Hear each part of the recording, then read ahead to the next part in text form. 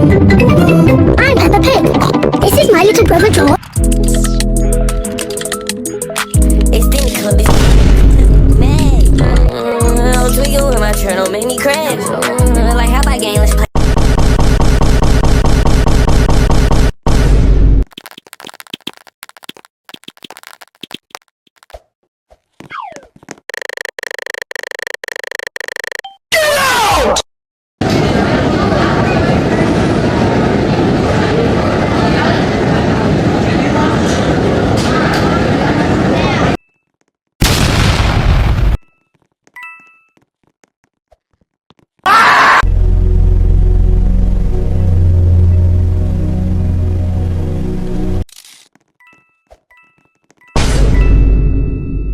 Bruh.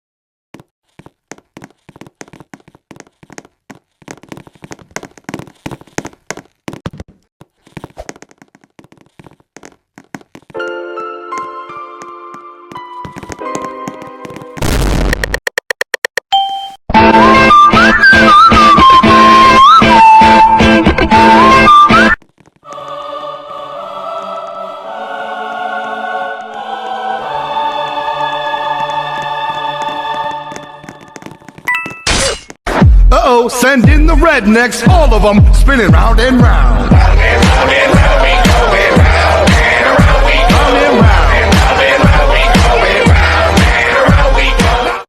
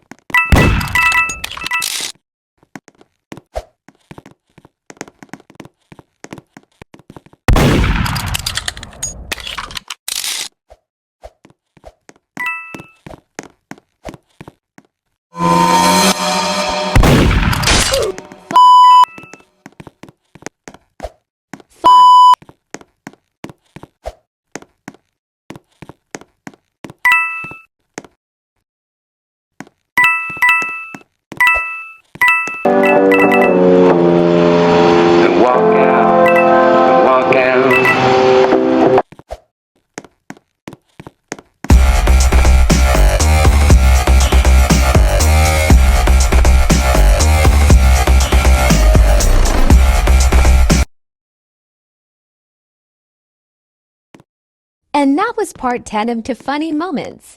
I hope you all enjoyed only the sound effects besides the swearing.